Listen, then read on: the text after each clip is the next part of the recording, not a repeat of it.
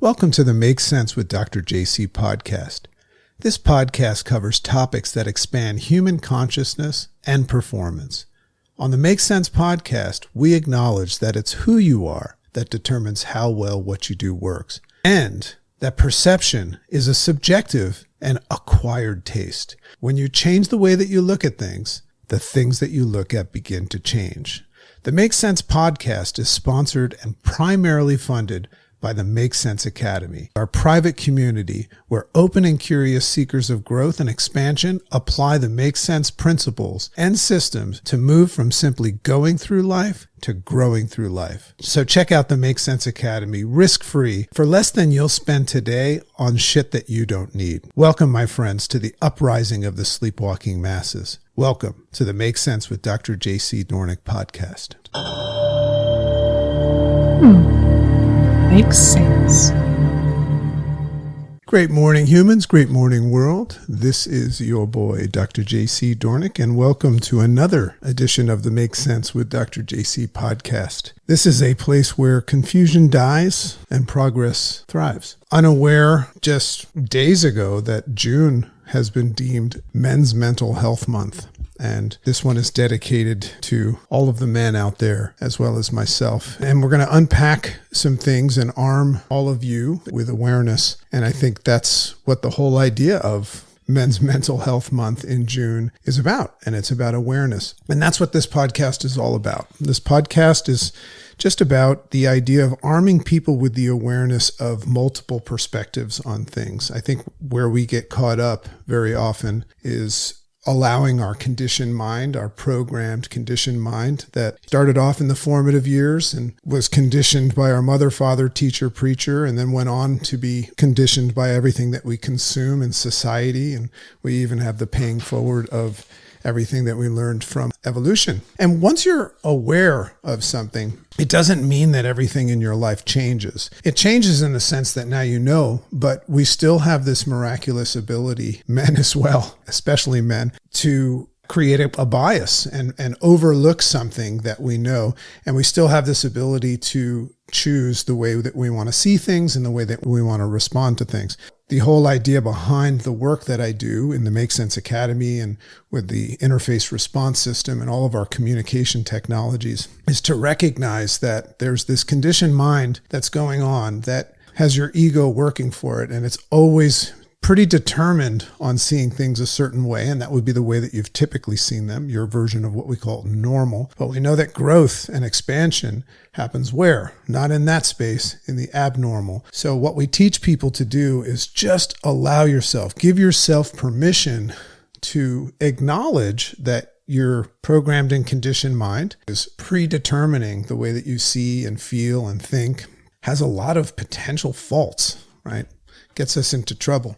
So if you're not satisfied with your life, if you're discontent, or even if you just like the idea of being open and curious and exploring more, then you might want to just drop a whenever you're thinking and feeling, or a whenever somebody says something that evokes some sort of knee-jerk reaction. So today's topic we call manning up, the zero-sum game of manhood. This is a fascinating thing, and unfortunately, during this month, we're reminded of losing a lot of very, very valuable people. And as a man, as a father, twice over, right? Because I raised two young boys and then have the opportunity of now going back in the game with a daughter, and that's a whole new ball game, fathers out there. But this really hits home because not only am I fascinated with this for obvious reasons, but I'm also in it as well. And this idea of becoming conscious and aware of some things that are running around in the background, which doesn't have to just be about this topic, but as a man, we are very much wired and conditioned to be a certain way, and society is prompting us to go further down that rabbit hole. So for us to stop that 120,000 ton oil tanker that's steaming ahead in one direction, it's not easy. So all I'm inviting everybody to do with my material, whether you're following me here in the Make Sense podcast or watching this video live or a recorded YouTube, or maybe even reading about this stuff in my free Substack, it's not about learning things and just knowing them. It's about putting them into play.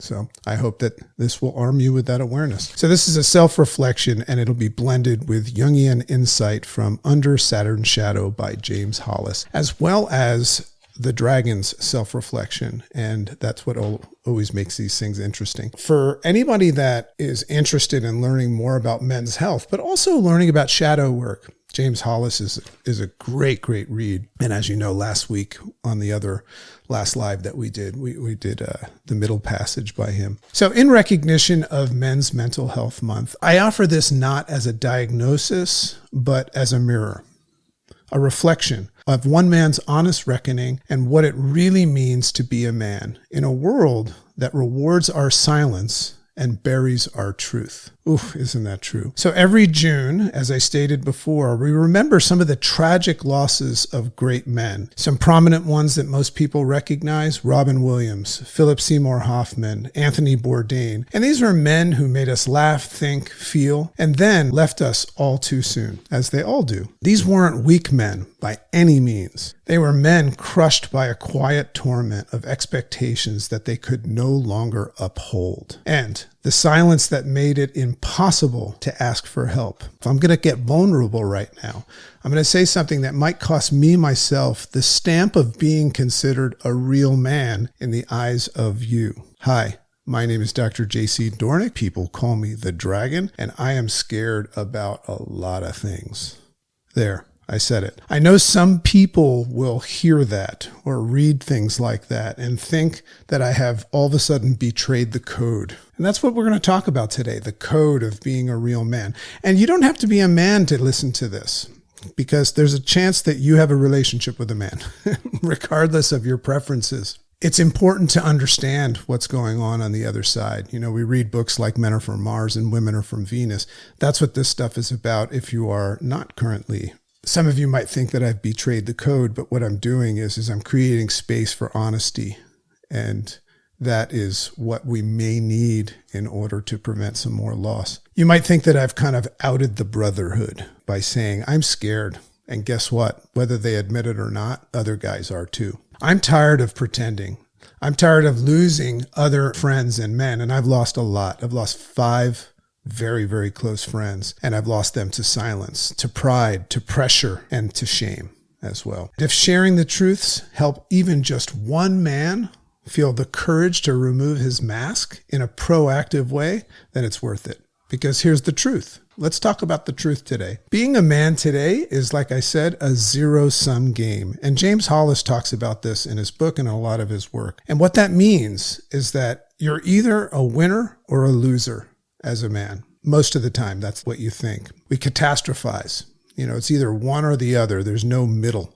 So there's no middle ground on the exhausting performance of somebody trying to outrun failure. That really hits home, because even as somebody that can be aware and recognize that, I can see that I'm in some way, shape, or form always looking to outrun failure. That doesn't mean that I have failed.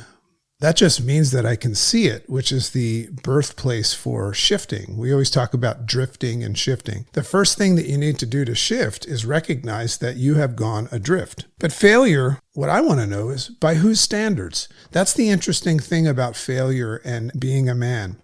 We never really take the step of acknowledging who created the standards that have got you thinking that you are a failure or even pending failure. Have you looked beyond your mother, father, teacher, preacher, right? Have you looked at society? Have you looked at evolution? And have you looked at the barrage of social media and news? Well, we're going to take a look at that today. So let's talk a little bit about this amazing book, Under Saturn's Shadow, and let's talk about why men struggle so much. So James Hollis, who's a Jungian analyst and the author of this amazing book, Under Saturn's Shadow, offers a sobering and enlightening answer to why men struggle so much. The modern man suffers from a loss of soul. Now, what do we mean when we say modern man? We're saying the man of today. I mean, just go back to the Westerns or another time of this thing called man, and you can just see how it would be very easy for me to feel like a sissy looking at like John Wayne or something like that, right? So what we're seeing is that men very often, when they look in the mirror,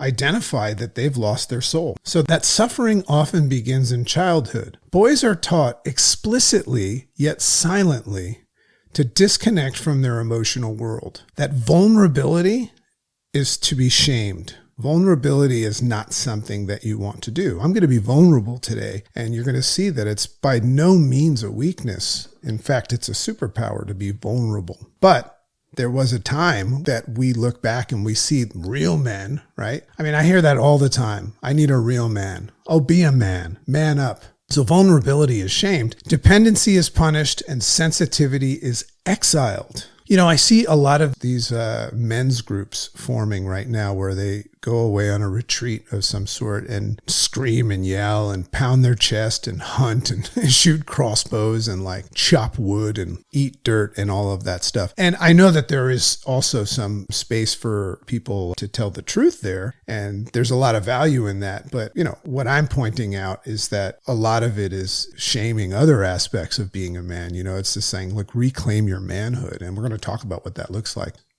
We are offered this masculine mask, and it starts at childhood: to be strong, to be rational, to be in control, to be successful, don't feel, don't need, and absolutely under no circumstances, don't cry. To be a man is to inhabit a myth larger than oneself. Sit with that for a second. That's a quote by James Hollis.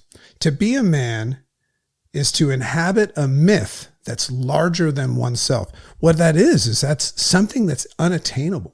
So Hollis outlines 9 shadow fears that haunt the modern man. Fear of being exposed. That's a big one. Fear of emotional intimacy. Relationships, right? What is divorce at an all-time high? It's at least 50%. Fear of failure, obviously. Fear of being seen as soft. And fear of aging. This is a big one. I'm 53 years old, and for some reason, I feel that it is a sign of weakness to age. Isn't that interesting? Until I reframe it. Fear of aging and fear of becoming, most importantly, irrelevant. These form the psychological Saturn, and that's what he's referring to in the book. The strict father, the cultural taskmaster. We internalize all of those versions of our identity, and we spend our lives trying not to disappoint him, disappoint our father. So what we fear most has already happened to us. What remains is to be conscious of it. See, this is the new movement. This is the modern day version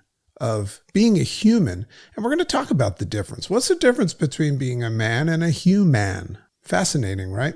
I think that men very often think that they're not human. They're humans. What does it mean to be a man? And that is an invitation to just be conscious of this stuff. Remember, I told you in the beginning, what we're going to do is arm you with the awareness of this stuff. Because until we become conscious, the pain that we hide becomes the pain that we pass on.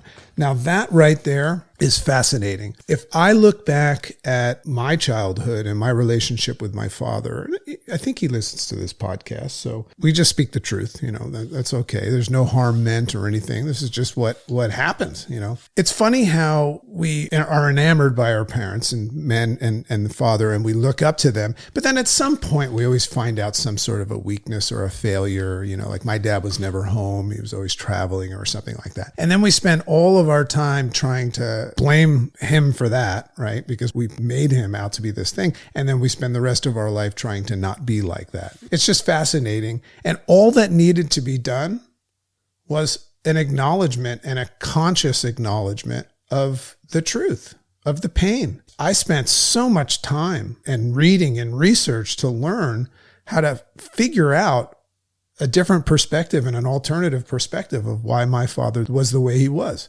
rather than him just telling me the truth about the way he was, that he didn't know how to be a dad because his dad was even worse. We waste a lot of time. So there's a lot at stake here. So I want to talk about my own reckoning, and I'm just going to personalize this and bring this into my own space right now. So I find myself at my highest state of self-actualization right now. I'm at the highest state of consciousness and actualization right now. So this is the best me that has ever existed in that sense. While at the same time, I'm feeling as if I'm beginning the process of that hard work and self-development all over again. And that's because I was kind of on the other side of raising my two boys and realized what I did right and mostly realized what I did wrong. But then I've gone back into the lion's den and I've adopted a little girl, which is a totally different thing. And it's just waking me up to a lot of pain that I'm once again having to figure out. The only difference, because I'm more self-actualized and conscious, and this is maybe the lesson for the person that is not yet, I'm able to tell the truth about my pain and my fears and things like that.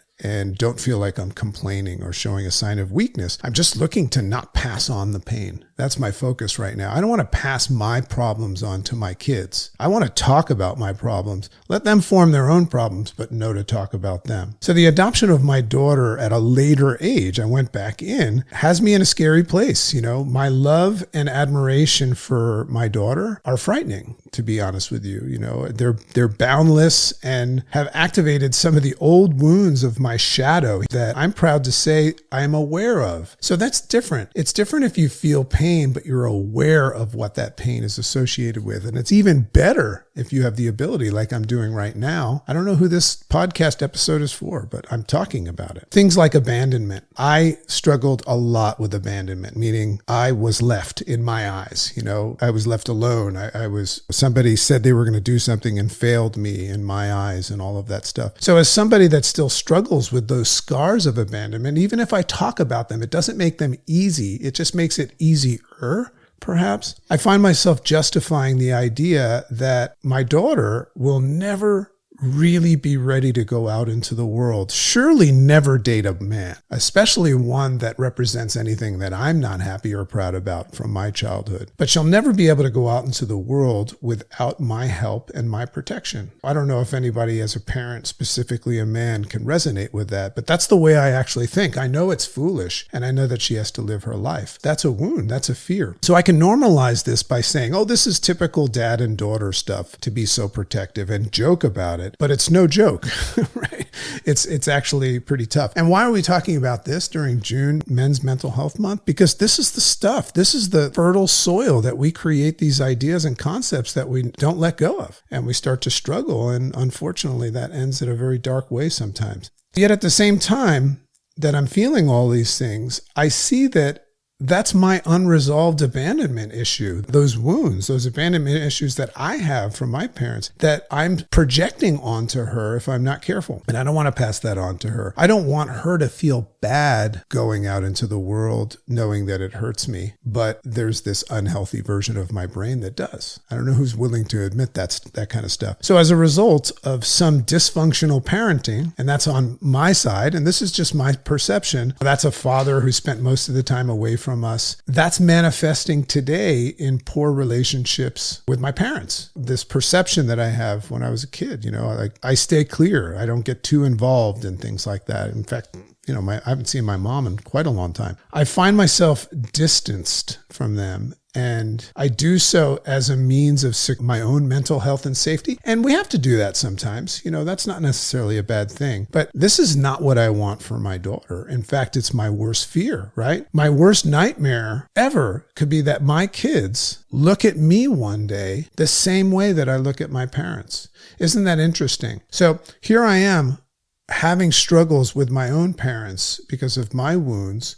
But my even bigger fear, which is manifesting in unhealthy behavior if I'm not conscious of it, is that my kids will look at me that way. So then that triggers me to try to go like to the extreme and be nothing like my parents and overprotective and not trusting them and not giving them freedom and things like that. So there, I said it. Deep breath in, deep breath out. So courageously, and it takes courage, I can say that I fear her and my two boys are going to leave me one day. Like I've left my parents. Worse yet, not need me. That's what I'm afraid of. And if I can't acknowledge that and I internalize that, then that could turn into just a hot mess. And even worse than all of that would be resent me. And I have resentment for my parents. And I know how bad I feel about that. And I can't even imagine what it's like for them. But the thought of my kids resenting me like I resent my parents, oh, It's devastating. So conscious of these things that we call wounds, I force myself to acknowledge their path as theirs. So this is what I have to do. I have to force myself to acknowledge, first and foremost, their path is their path. And my role is to impart whatever tools, skills, and wisdom that I can and set them free to simply be. Parents know that. We have to let them figure things out on their own and everything like that. But oof, it's tough. And we don't understand that while we're saying we're letting our kids out on our own. And this is about not passing on the pain. We're really tarnishing them and making them feel bad. Otherwise, I will put our relationships, mine and theirs, in jeopardy. And one day make myself the villain, right? Or make myself vulnerable to a massive depression when they actually do, in fact, leave me the way that I had to leave my parents, right? So it's got to stop somewhere. So this is just an example of how the shadow stuff can rear up without our permission. And that's important about the shadow is you can understand what a shadow means is if the sun is shining in your face and you see a shadow. We're talking about a different type of a shadow, right? We're talking about you carrying all of these wounds behind you and thinking that they're behind you, but they're still very, very much fresh. The idea is to bring them into your consciousness, which is painful. And that's why I've done a lot of personal growth work, but there's a lot at stake. So throughout my life, to be honest, I've done my best, right? I've attempted to do everything I thought would make me what we call a quote unquote good man, or what a good man should do. I worked, I was loyal, and I sacrificed everything that I could. I followed the script the best that I could, even when it meant silencing my own needs, ignoring the voice inside that kept whispering to me, "What about you?" To be a good man, you ignore that. When I was a chiropractor, women would come in and say, "I think something is going to be wrong soon." Man would come in and he can't even feel his leg. And he says, "I can't walk anymore. Can you help me?"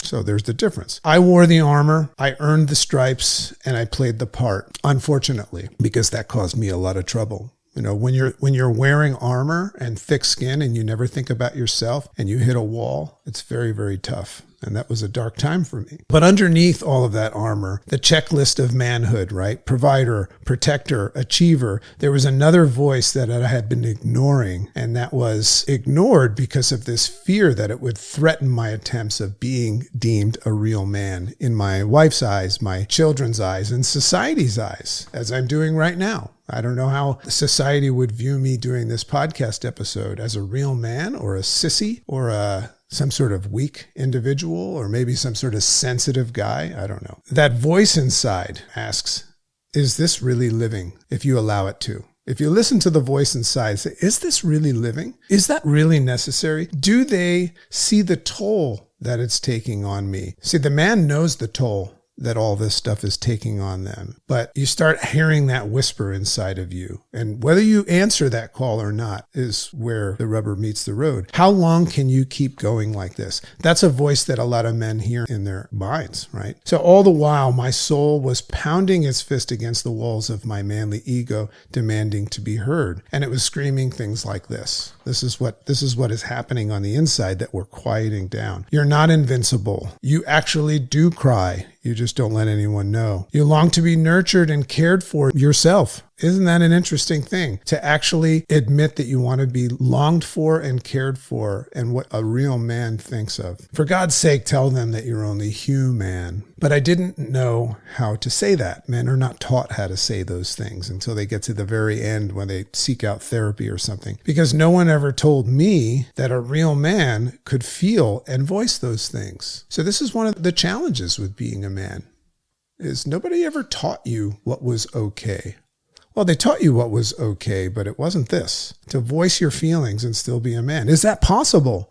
To voice your feelings and still be a man? I did what real men do. I sucked it up. I kept it inside, and I get it out in the gym or via some other self-sabotaging things that we see happen out there. So it took me years to realize that the pain that I had buried didn't go away. And that's what happens later in life, is if we continue to bury pain, it doesn't go away. And that's when you are forced to recognize it, because you say, Houston, we have a problem. And that could show up as depression or anxiety and stuff. And you could do all you can with medication to quiet that down, but it's not strong enough to quiet that voice down, is it? It grew roots, these ideas, and it started to demand that I recognize it, and started to shape how I saw myself and you start to equate that into things like depression. So that was my reckoning. Unfortunately, the dark night of the soul, I was confronted by some real pain that I had to deal with when I recognized that manning up had to mean something else. That's a big distinction for men to me. There's got to be another way to be a man, because the old way was killing us quietly, slowly, and proudly. So I want to talk a little bit about the arrows that men hide. This is fascinating. So along the way, I always did my best to be a man. The predominant theme was to internalize my pain, as I said before, suck it up, and refrain from complain. And like so many men, I carried arrows. Just envision the arrows that men are carried in their back, out of sight, out of words. We don't let people know about our pain and our scars. And this is one of the problems. We all have them. The arrow of chronic pain that greets us when we get out of bed. The arrow of financial pressure, the pending doom of losing it all as the provider. The arrow of loneliness in a crowded room. The arrow of pretending to say okay for everyone else's sake. And then finally, the arrow of knowing who you are outside of the role of the provider, the protector, or the performer, which you might not have a lot of confidence in yourself with. If you're playing the role of someone that you are not, it's not a comfortable thing to do. But we don't talk about those things. We're taught to walk upright, smile, grind, and say, I'm good, I'm fine. What's worse is that we secretly hope that somebody notices the arrows. That's what's interesting about a man. We don't want to complain about them, but every now and then we'll turn and be like, can you see these arrows in my back? We secretly hope that somebody will notice, and we didn't complain about them or let them know, but we do want someone to notice because we know it can't go on forever. We hope someone will say, man, you're carrying a lot on your shoulders. You are strong. Falling victim to these arrows and the idea that nobody cares is a terrible thing. You become a victim of those arrows and say nobody cares. So there's that mommy daddy thumb sucking shadow stuff right there. So here's what I discovered. Strength isn't hiding the arrows. You're not strong. You're not a real man because you're hiding the arrows. You don't have courage if you can't tell somebody that you're struggling. Strength is exposing them, cleaning the wounds, and asking for help, removing what you were never meant to carry alone. There's nothing wrong with that. In fact, you'll perform better at all those roles, because festering beneath the surface of every concealed arrow is the real danger of unprocessed grief, rage, fear, fatigue, and they're all left untreated. And what happens when they're untreated is those arrows can begin to poison your soul, and that sometimes is irreversible. So here's the turning point. I like to share a quote right now. This is a quote from actually Louis Pasteur, and he used to have this, I believe, on the top of his laboratory door, and it read this: "Tell me not your politics or religion, only your suffering." So what it does is it cuts through the masculine myth entirely, that quote. It doesn't ask, what's your worldview? It doesn't ask the manly things. What's your worldview? What's your philosophy? What do you believe about yourself? It asks, where does it hurt? And for men, there's a terrifying question, because most of us know how we're supposed to answer that. We've spent a lifetime perfecting the performance. Isn't that interesting to look at being a man as a performance? Never admitting to the ache in our backs, the grief in our bellies, or the longing in our hearts. But healing begins not in explanation. It begins with honesty, not in belief, but in revelation. That quote we could hang above our own door, our own man door, and it says, tell me not who you're pretending to be. Tell me what's bleeding inside. So let's talk about a new definition of manning up. So I say, let's rewrite the definition of being a man. And guess what? I will throw the 3 magic words there at this time, because I'm always open to change, and this is just how I'm feeling today. Manning up is no longer about covering the arrows. It's about naming them. It's about honoring the pain. It's okay to be brave, but how will they even know you're brave? That's an interesting thing to consider. It's about redefining bravery as vulnerability with integrity. That's what I like to practice, is vulnerability with integrity. I am scared of failing you. I want you to think that I'm a good father, husband, and son. I want to feel useful, strong, and necessary. That's the truth. But sometimes I also just want to rest. Sometimes I want to say, this is really hard and I'm very tired. Sometimes I wish someone would hold me and tell me I'm enough. Ooh, that's a tough one for us to say, but it's true. Even if I don't think that I've earned it that day. I want that. I want somebody to tell me that it's going to be okay. I love my wife. My wife is the perfect wife for me. That doesn't make me less of a man. It makes me more human, a good one. So integration, let's talk about looking at our soul over our script. We're looking to release from the script of being a man, the role of being a man. So according to Under Saturn's Shadow, that's the book, great book to read, maturity is not about being perfect. It's about being whole. It's about integrating our rejected parts, the sadness, the softness, and the soul. It's about writing a new myth of manhood. I love the idea of creating a new myth, recognizing that it's all myth. We get to choose our myth, though. We're going to rewrite it. One that's rooted not in conquest, but in connection. I think that's the new version of humans, is we're all about connection right now. We didn't used to have that, but we're moving closer to that. Because maybe we don't need to prove that we're men anymore. Is that a manly thing to do, to feel like you have to prove that you're a man? Maybe we just need to prove that we're here, alive, honest, and once again, human. Think about these questions here. What arrows have you been carrying that nobody knows about? It might be that more than depression that you're experiencing. What inherited definition of manhood are you still performing to? What would healing look like if you didn't have to do it alone? What truth would you speak if someone simply asked you where it hurts? I have this funny shirt. My wife is wearing it today.